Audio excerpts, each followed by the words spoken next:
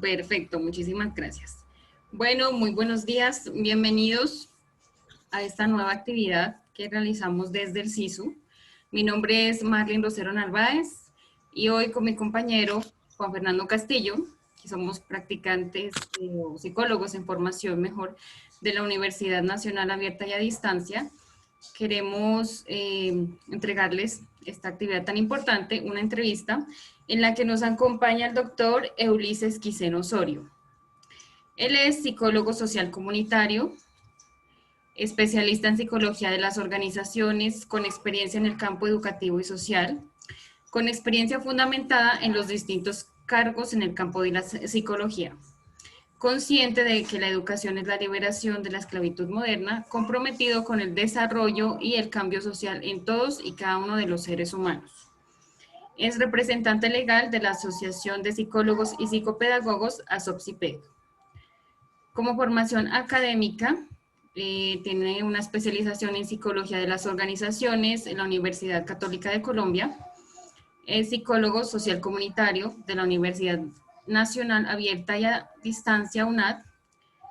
Diplomado en Psicometría y Administración Integral de Pruebas Psicológicas de la Fundación Universitaria Konrad Lorenz.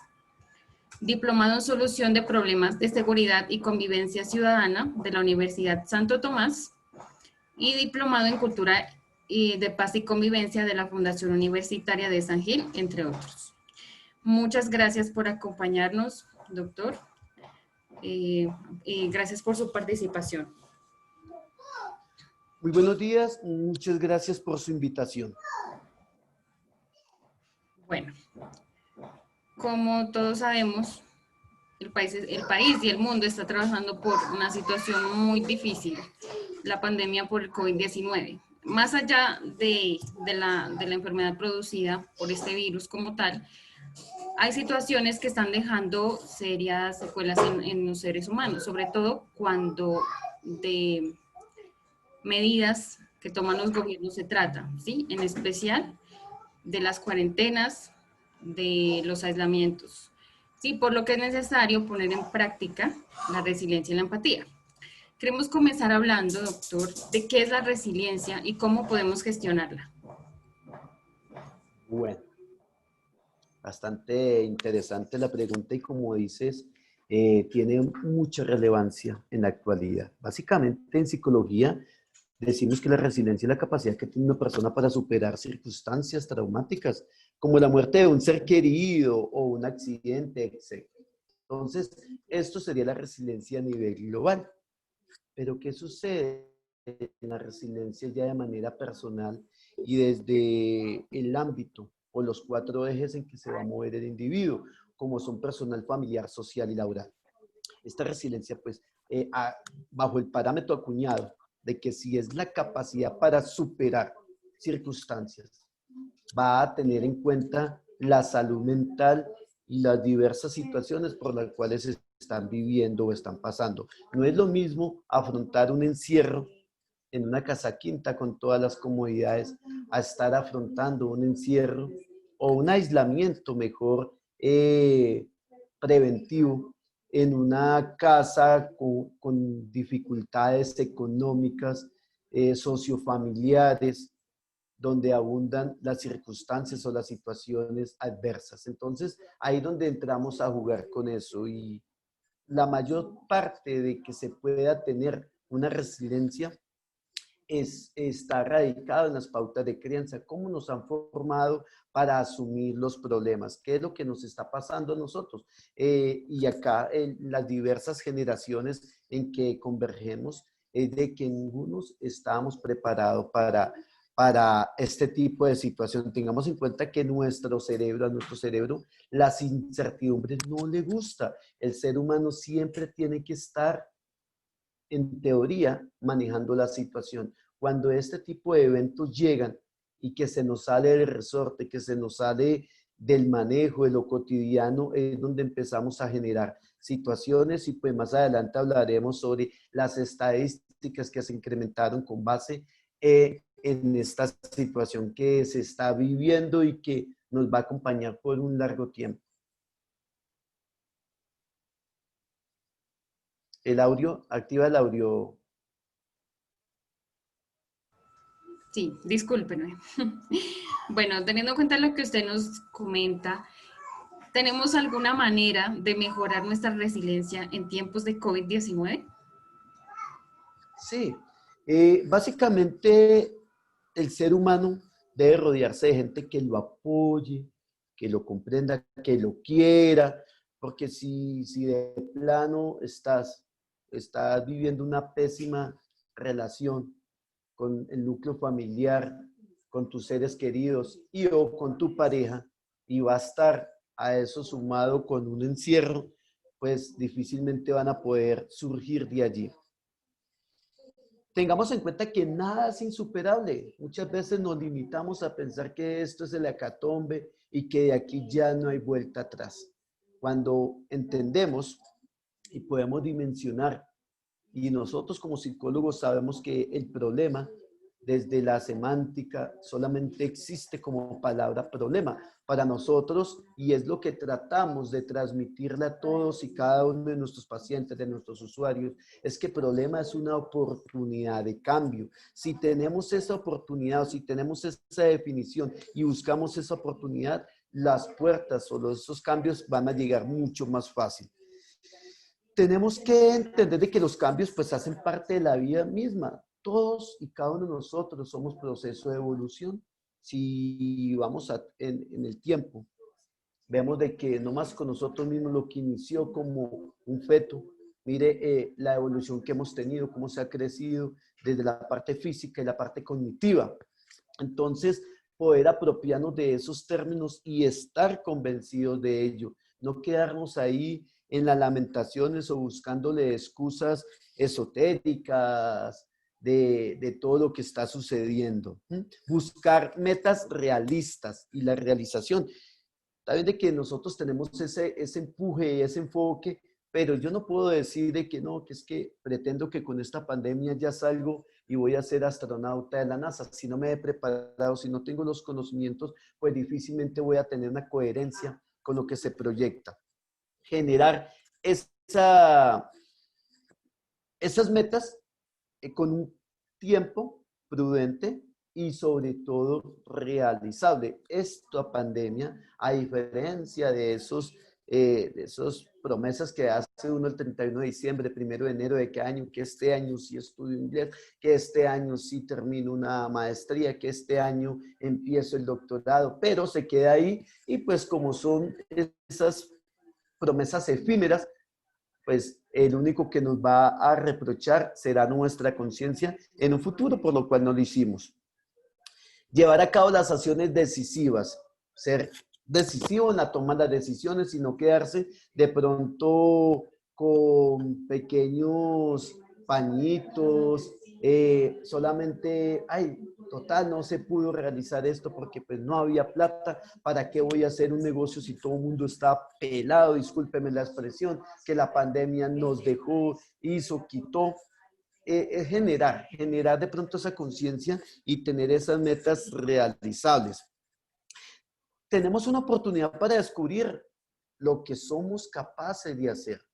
Esto sí es de pronto de resaltar de esta pandemia, que de paso, aclaro ya también el nuevo término que se está utilizando, ya no se habla de pandemia, sino sindemia, donde hay una articulación con una enfermedad, con una pandemia a nivel mundial, pero también con unas crisis emocionales que han venido surgiendo. Entonces, esta sindemia lo que nos permite es buscar o tener la oportunidad de saber de qué somos capaces. Hay personas que han entrado en el ejercicio y se dieron cuenta que no necesitan de ir a un lugar físico para realizar actividades físicas. Fueron recursivos y generaron su propio gimnasio. Eso como para hablar de un ejemplo.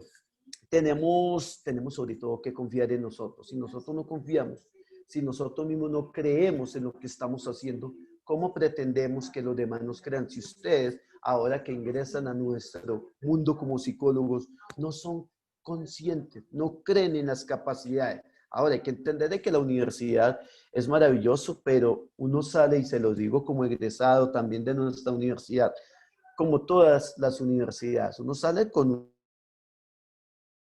pero con una cantidad de lagunas. Y es el día a día y es el hacer el que lo va generando, el que lo va moldeando como profesional. Entonces, no pretendan ustedes, apreciados colegas, de que van a salir y se las saben todas. Es desde el mismo día en que uno sale con ese título, es a seguir construyendo ese conocimiento, pero ya no desde la teoría, sino desde la práctica, que es más exigente. Y pensar con la perspectiva de futuro. Siempre tenemos que ser con esa perspectiva, qué es lo que tenemos en un futuro inmediato, en un futuro mediano y en un futuro lejano. Cuando no se tiene esa bitácora, pues difícilmente se va a surtir o se va a llegar a donde se está planeado. Eso básicamente serían unos aspectos como cómo podemos generar esa resiliencia y de pronto acomodar esa bitácora, ese mapa para que las personas lo tengamos, lo organicemos, lo trazamos y sobre todo lo ejecutemos. Muchas gracias, doctor. Realmente me encuentro tomando nota de los tips que nos acaba de dar y queríamos contarle que en el mes de octubre nosotros realizamos un instrumento con la comunidad donde nos arrojaron ciertos resultados. Entre esos resultados, algunas personas manifestaron que tenían algunos problemas porque habían perdido su hogar, se habían quedado sin trabajo, porque habían perdido un ser querido. Entonces, como llevándolo a la práctica, ¿qué nos puede decir usted de cómo superar a través de la resiliencia un evento traumático que le haya dejado esta pandemia? Como por ejemplo, perder un ser querido. Bueno, para nadie es un secreto que la dinámica cambió completamente y de hecho en nuestra asociación, en otra hora empezamos con un proyecto especialmente para manejar el duelo, que ese proyecto se llama el Plan Anfitrión, que es lo que se buscó en su momento, se busque y se seguirá buscando, es cambiar la manera de despedir a ese ser querido. La pandemia nos arrojó a que de un día para otro ya no se hagan los acompañamientos exequiales, ya esa caravana, esa cantidad de personas frente a un féretro, ya eso está cambiando a un segundo plano. Y esto inmediatamente nos abre las puertas a dos situaciones. Una, desde el enfoque emocional. Lo ideal es poder recordar a ese ser querido como era en vida. Si desafortunadamente ese ser querido falleció a raíz del COVID, créanme, apreciados psicólogos, apreciados colegas, que no lo van a dejar ver. Es más, sale de la clínica tipo 9 de la mañana y a las 5 de la tarde ya está en proceso de cremación. Nadie lo vio. Y las personas que pueden asistir a esos eventos exequiales, pues es un mínimo. Entonces, si tomamos en cuenta eso, es el momento para empezar a trabajar en el manejo de las emociones, pero sobre todo, apreciados colegas, sobre todo que trabajemos el antes y no el durante, ni mucho menos el después. Cuando me refiero al antes es, miremos a esos seres queridos que quizás están con unas comorbilidades que pueden ser proclives a que de pronto desafortunadamente llegue este virus y nos arranquen de nuestra existencia. Valorémoslos en vida, entendámoslos en vida, démosles esa visita en vida y no esperemos a que esté metido en un cofre para expresarle nuestro amor, nuestro sentimiento, nuestra gratitud, cuando lo podemos hacer en vida.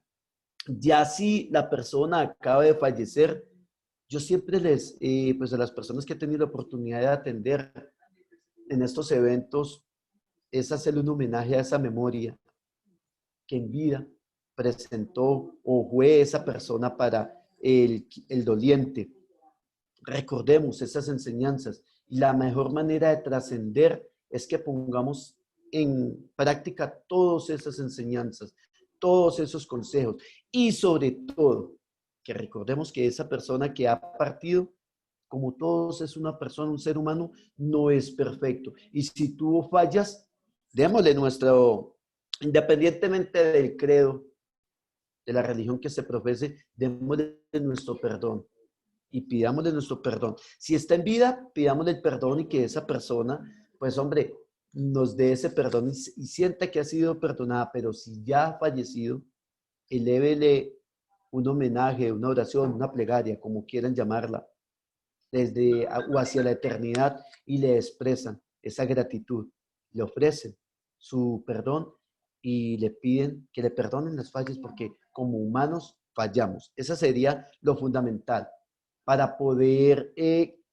seguir, porque la vida continúa, es doloroso.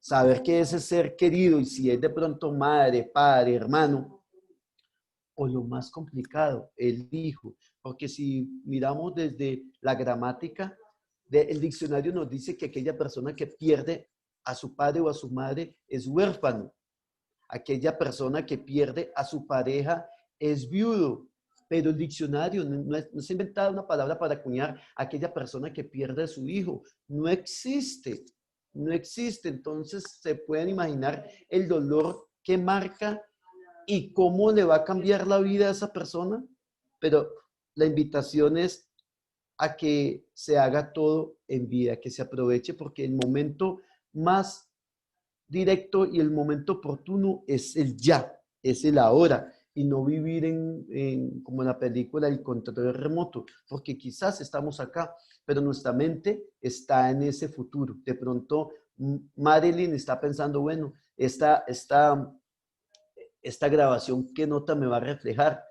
O estará pensando en los quehaceres que tiene, quehaceres laborales.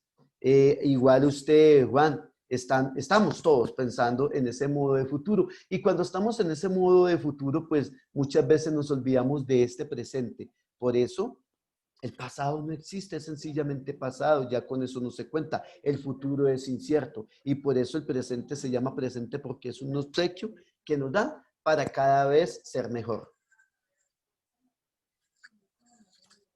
Muchas gracias, doctor. Entonces tengo entendido que en estos momentos ser resilientes implica o no implica quedarnos quietos ante lo negativo que nos está trayendo esta pandemia. La resiliencia no nos invita a que nos quedemos pasmados. La resiliencia nos invita a generar. Tengamos en cuenta que la madre de la ciencia es la necesidad. Ustedes y yo podemos estar cómodamente con nuestros trabajos, con nuestros ingresos, con nuestras comodidades, pero frente a una eventualidad que nos empuje a una necesidad, empezamos a generar ese talento para buscar un nuevo qué hacer. Así es la misma la resiliencia. No esperemos a que la vida nos arroje a un evento fortuito y que tengamos que superar. Cuando sabemos las fases del duelo y las entendemos, pues de acuerdo a ellas es donde nosotros nos vamos a ubicar. Miren, les hago la invitación a que analicen de pronto en el pasado algunos eventos donde las personas están llorando a sus seres queridos y hay unos que lloran más que otros. ¿Será que les duele más o será que es que quedaron situaciones pendientes por hablar con el difunto, por solucionar con el difunto? Entonces, la resiliencia nos está diciendo, venga, nos vamos a preparar.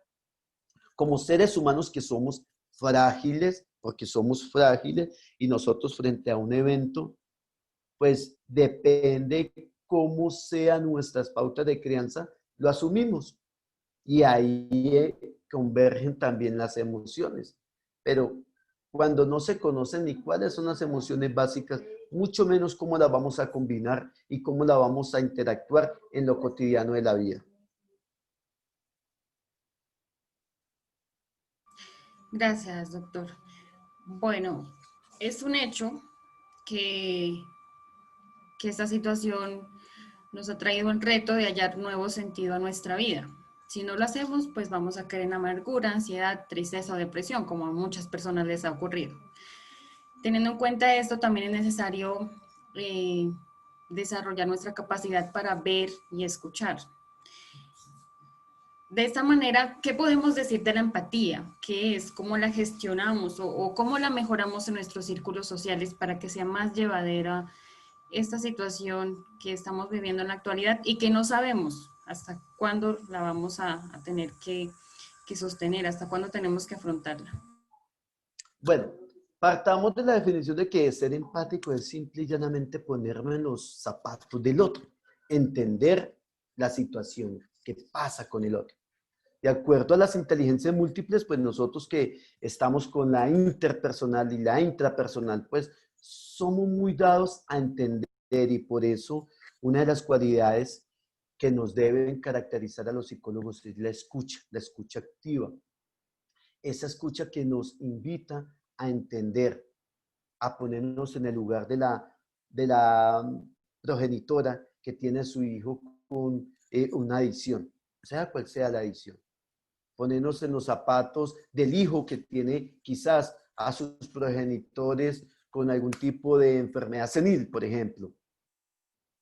O ponernos en los zapatos de aquella persona que ha perdido su familia, bien sea por situaciones fortuitas y acordadas, una relación que se terminó, una infidelidad, bueno, qué sé yo, múltiples situaciones. Eso en el mejor de los casos. O de pronto cuando se pierde ese ser querido y de una manera traumática.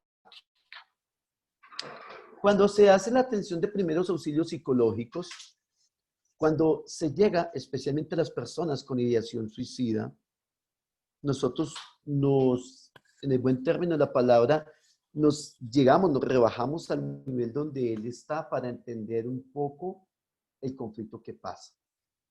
Ese entender es lo que a nosotros nos parece como irracional, que la persona pretenda acabar su vida por deudas o por infidelidades, pero él sabe en su mundo quizá lo que le está pasando y lo que lo lleva allá.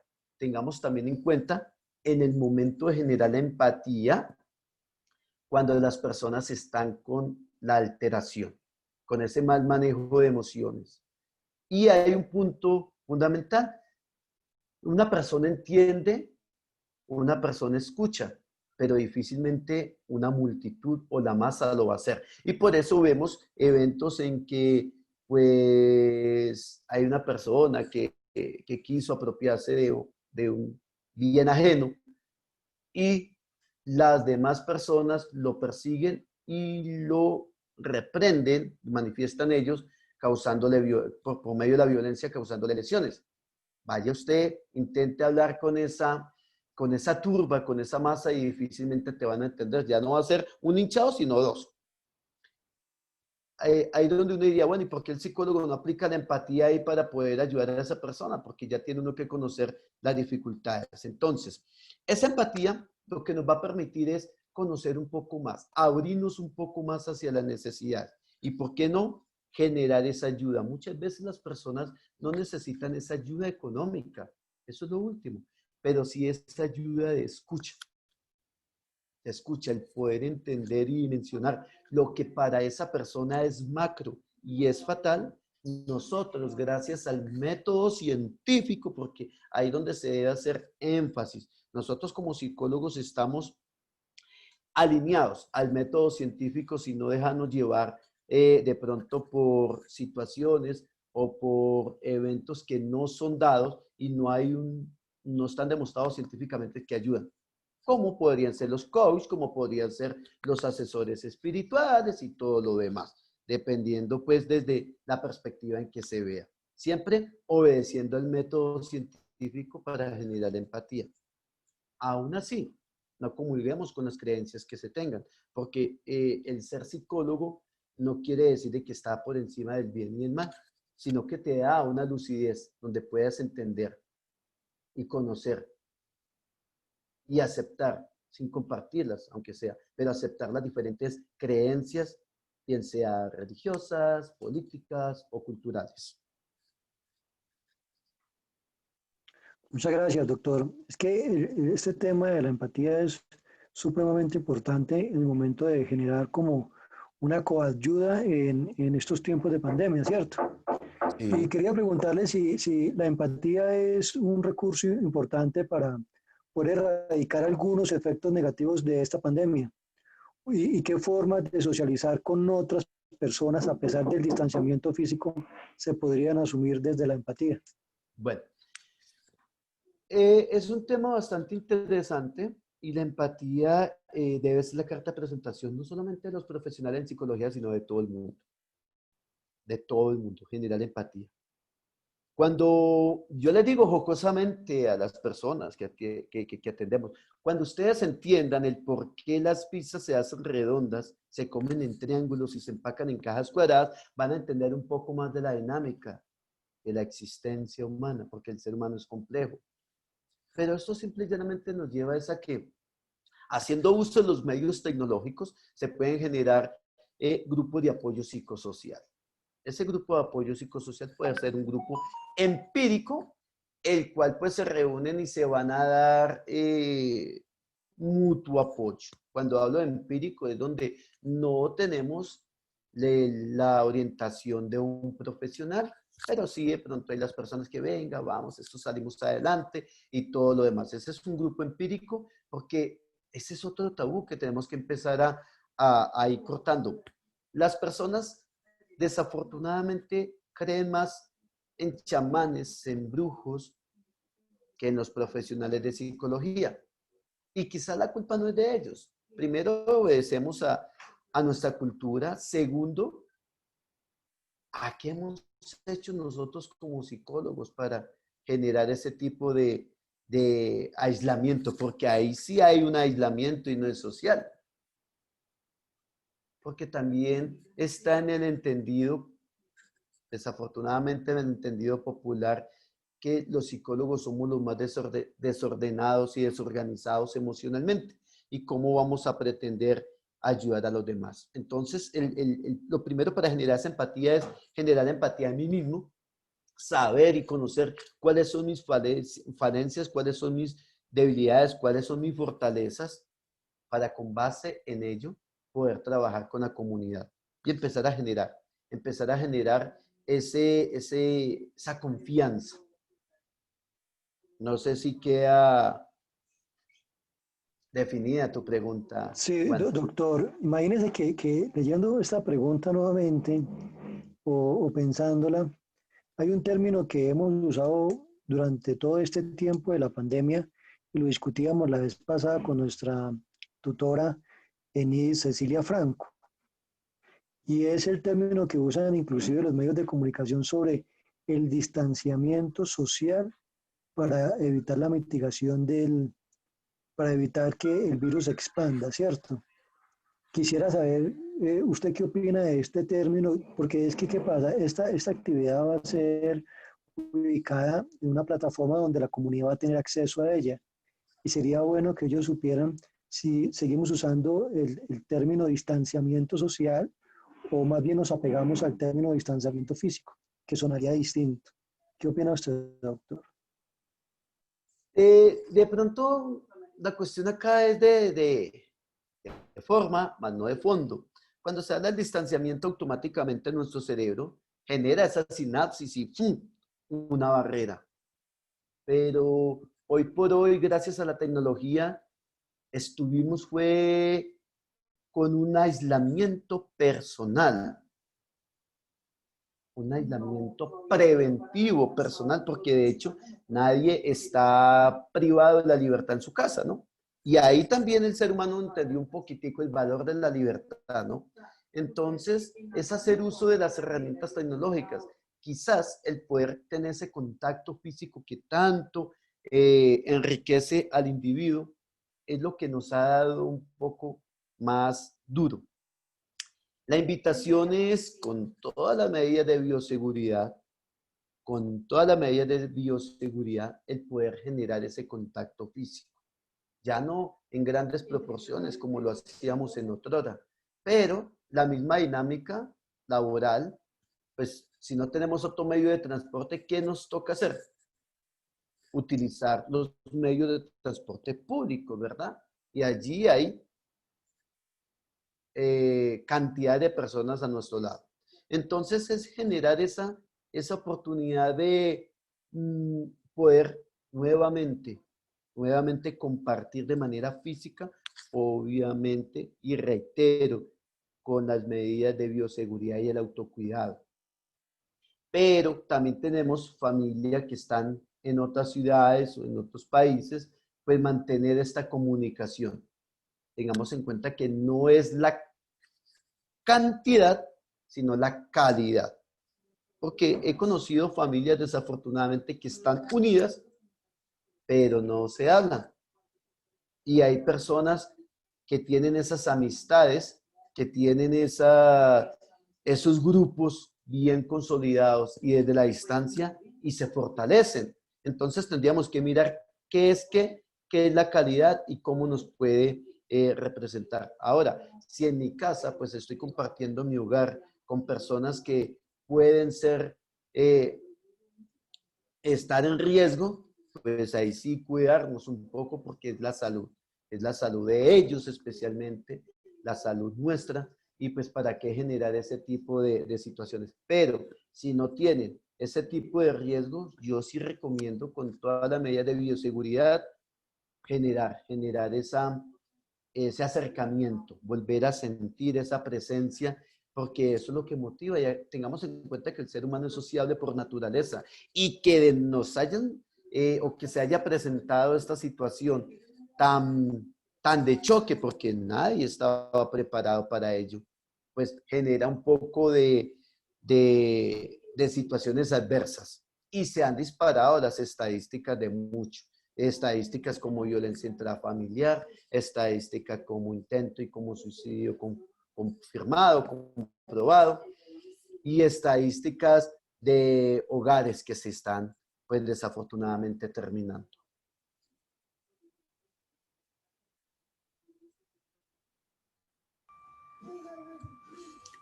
Bueno, muy bien.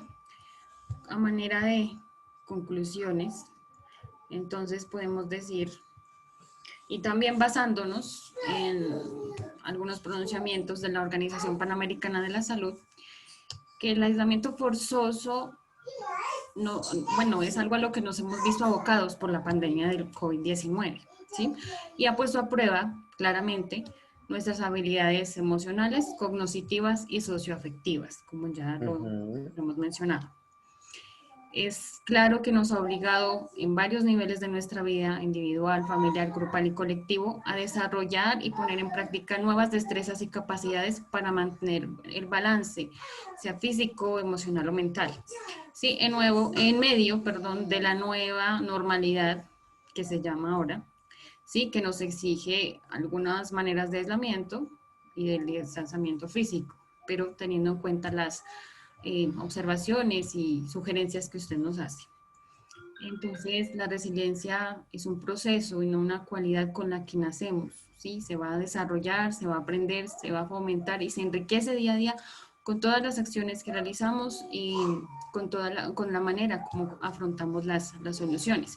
Sin embargo, como usted lo dice, las pautas de crianza son muy importantes para fortalecerla y desarrollarla en cada ser humano. Sí, otro puntico que hay que tener en cuenta es en esa resiliencia es el manejo de nuestro tiempo, porque si estamos en casa y vamos a hacer trabajos en casa, tenemos que seguir la rutina como si estuviéramos laborando, cambiarnos de ropa, salir de esa pijama, salir de esa cama y empezar a generar, porque también las estadísticas nos dicen que si nos quedamos en casa con pijama, no le vamos a dar el suficiente tiempo tanto a la parte laboral como a la parte emocional y vamos a terminar con unas condiciones críticas en salud, en esa salud mental. Y muy dados a una depresión, a una ansiedad, porque pues se nos está yendo el día y ni siquiera nos cambiamos de ropa para dormir porque estaba pues en la pijama. Lo que sucedió en los 3 primeros meses de ese aislamiento. Muchas personas literales estaban, discúlpenme la expresión, se regalaban para ir a sacar la basura, con tal de salir y cambiar ese chip. Así es. Porque sí, ese chip, aunque sea las mascotas, venga, y lo sacaban ya era demasiado tiempo, porque se acuerda que había solamente unos permisos para sacar esas mascotas y nada.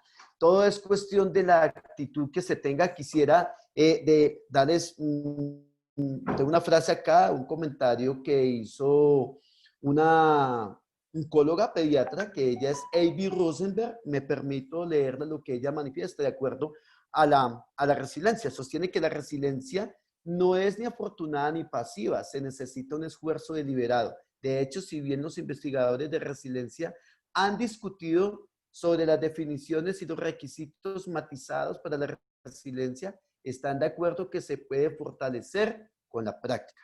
Palabra más, palabra menos nos dice que es el proceso de adaptarse bien ante la adversidad, el trauma, la tragedia, las amenazas o las fuentes importantes del estrés.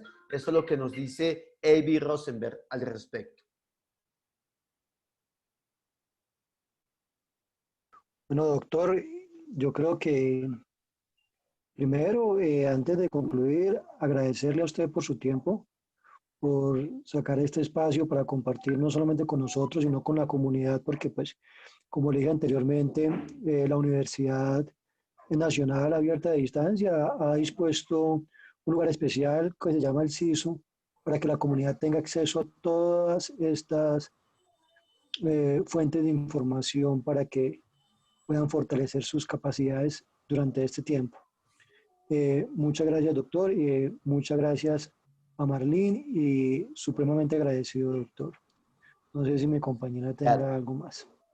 No, ya de pronto ahí discúlpame, ya para cerrar ese puntico y que nos quede de pronto la resiliencia, es de que entendamos de que nosotros no vamos a poder modificar los acontecimientos. Ya lo que pasó, pasó, las adversidades están. Lo que sí podemos decidir es cuál es la actitud que vamos a hacer.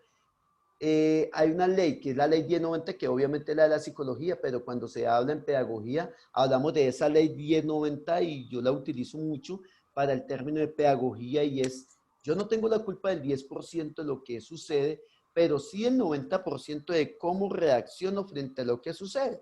Entonces ahí dice que sí, no podemos modificar, no podemos cambiar eso, pero sí podemos adaptarnos. Esta resiliencia también nos va a dar un aprendizaje continuo y el cerebro, pues como continuamente está aprendiendo, está absorbiendo con suma facilidad, esto nos va a generar esa oportunidad, ¿verdad? Buscar las oportunidades escondidas, que nos lo había dicho anteriormente, y generar ese futuro. Otra situación que de pronto nos ayuda en esa resiliencia es a expresar la gratitud. Esa gratitud sea si desde el enfoque religioso o esa gratitud con esos seres queridos que tenemos. Y practica mucho el humor. El humor, la risoterapia es algo fundamental que ayuda a mantener la mente activa, jovial, el espíritu y todo lo demás. El humor es una herramienta que genera mucho en nuestro organismo y genera unos cambios bastante productivos que nos ayuda a liberar esa tensión emocional. Perfecto. Sí, qué pena. Tenemos un problema aquí, se nos va a acabar el tiempo. Muchísimas gracias por su valioso tiempo. Muchísimas gracias también a todas las personas que van a revisar este video. Agradecemos de antemano por sus likes, por sus comentarios. Y nuevamente, muchas gracias al profesional. Como le decía, el buen hijo vuelve a casa. Sí, también es de la UNAD. Muchas gracias por acompañarnos. Yo quiero despedirme y darle muchísimas gracias también a ustedes por la participación y muchas gracias, doctor. Excelente esa conclusión que nos dio al final. De verdad, estos puntos claves y específicos es cuestión de actitud, ¿no es cierto? Y es una gran labor para nosotros los psicólogos también, digamos, tener en cuenta todos estos procesos con la comunidad. Entonces, muchas gracias, Marlene, muchas gracias a ustedes y ya, Marlene, te dejo para que termines de despedir.